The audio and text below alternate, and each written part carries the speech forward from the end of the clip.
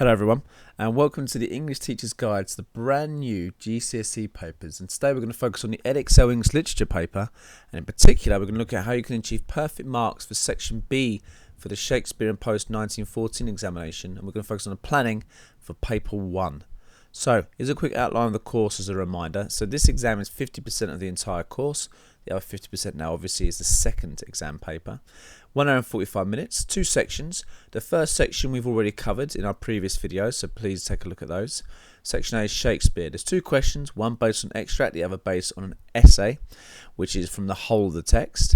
And then today we're going to focus on section B, and it's post 1914 literature. It's one essay question based on a text you have been studying.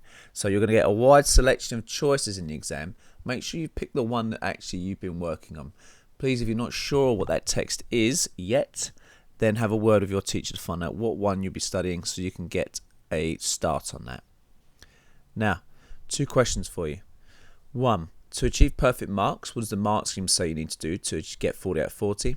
And then secondly, what method are you supposed to be using in order to achieve perfect marks, 40 out of 40? Pause this, note your answer down, say your answer aloud, and when you're ready, let's move on. So here's the mark scheme. It's split into 2 sections, one being SPAG, spelling, punctuation and grammar, the other being the actual quality of the answer. So let's look at the level 5 response for me, the perfect marks to the writing of it. So an assured personal response showing a high level of engagement with the text and discerning choice of references. So great selection of evidence which proves exactly what you're saying rather than just proves your point. You need to make sure that your response sounds confident. Make sure high level basically means that you sound intelligent with the ideas you're making. Next bullet point. A critical style is developed with maturity. So again, this is where that analysis comes in. We're going to talk about that in a bit. Perceptive understanding and interpretation. So again, exploration of your evidence, intelligent ideas being made, making sure you're picking texts, textual references which prove exactly why you're correct. Then here's one that's slightly new for this year. The understanding of relevant context is excellent, and the next bullet point is that context is integrated into the response. So firstly, don't just vomit up a load of context that you've learnt and make massive chunks of it. It has to be linked with your analysis. Secondly, the context itself can be historical context. It can be social context. So it can be, for instance, an audience at the time would have felt this, a modern audience would feel that. But also for EDEXCEL, the context could be the context, that quote in that particular part of the novel or the play. So why is that textual reference relevant at that particular part? And then to get the 8 marks for your SPAG, spelling, punctuation and grammar, essentially write properly, but it's making sure you check, make sure everything is punctuated correctly, make sure your sentences are correct, make sure your spelling is correct as well. Okay, so what about our method? So 10 to 15 minutes planning. However, you want to try to get as close to 10 minutes as you possibly can, but there's no plan, there'll be no essay. So make sure that your plan is perfect. And then the answering will be 35 to 40 minutes. And again, the only way you can make sure you get it down within those times is to practice writing those responses, practice planning. But how do we plan in 10 minutes? Okay, we'll read the question carefully, making sure to underline the key parts of it. Always really important you do that, because if you don't do that, you might not answer the question correctly and lose marks. Then what we need to do is write down answers to the question based on our text. So write down 3 or more. Then what you want to do is select the best 3, and they're your points. That's nice and easy.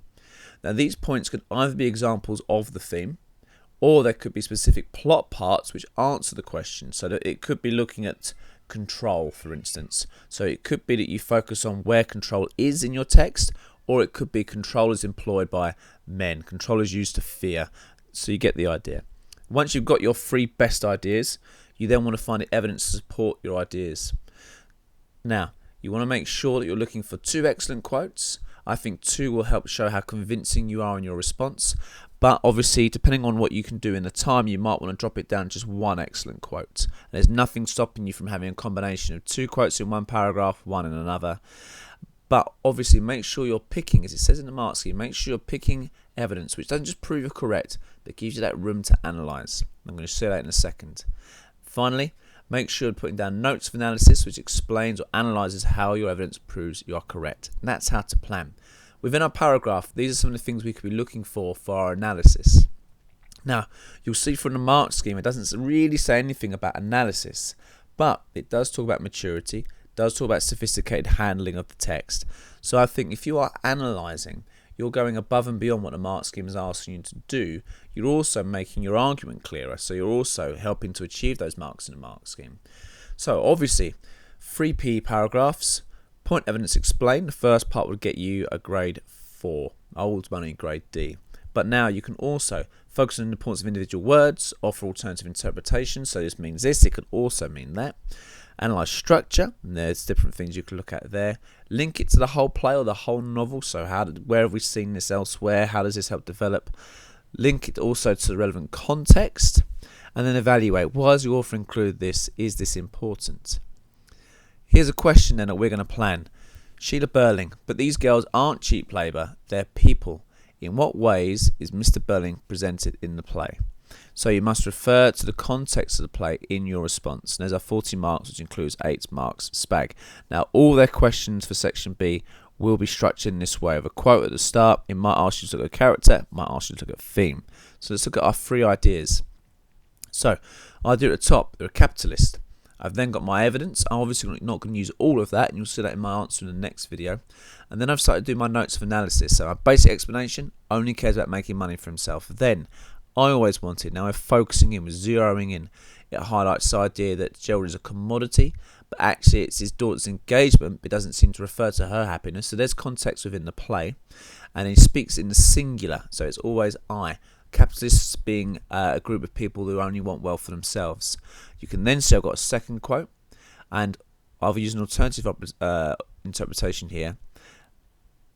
The alternative view here is that he essentially is suggesting that actually we all want to look after our own family, no matter how much you believe you're a socialist, and that's obviously an idea which can help engage with the audience. But structurally, family comes after himself, which highlights him to be a selfish capitalist. You can see my PE is already sourced, so I just have to write that in full sentences. But I need to do that twice more.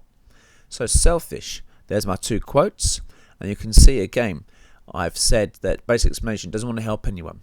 He's referring to socialists as cranks, which suggests they're somehow ill or strange, which again I can then go into context there. Mixed up, once more suggests this idea of not being organised, and then structurally ends with nonsense. So his last thought on socialism is that helping other people is nonsense. Then I've got another quote. Socialism makes him angry, only considers his own view, because he talks, as far as I'm concerned. He refers to Eva Smith as a girl. He does know her name, but fails to recognise it. And then shows no sympathy or empathy towards a wretched human being. And then finally, it's presented as cruel. Again, 2 quotes I found. They're not just proving he is cruel because he's saying shut up or something like that. You're the one to blame for this. I've got evidence which I can then manipulate analytically. So, sharp suggests pain or even violence. That links in nice to the national strikes, the army being called out, the deaths in relation to that. It's also ironic that he suggests that they want the earth, yet that's exactly what he as a capitalist would want. These people dehumanise and belittles the working class, creates a sense of separation, just doesn't care, highlights is cruel. Then a second quote. Again, this is about his own son. He's just found out he's an alcoholic, and he's also found out he's potentially lost a grandchild, yet he doesn't seem to care about anything other than the money. So you can see we've gone through the mark scheme. We've then looked at the question. We've then made 3 points, 2 quotes for each, notes for analysis, and that means we're now set up to write a lovely essay. So thank you, keep revising, and feel free to then look at the next video in regards to what the answers should look like. Thank you, well done.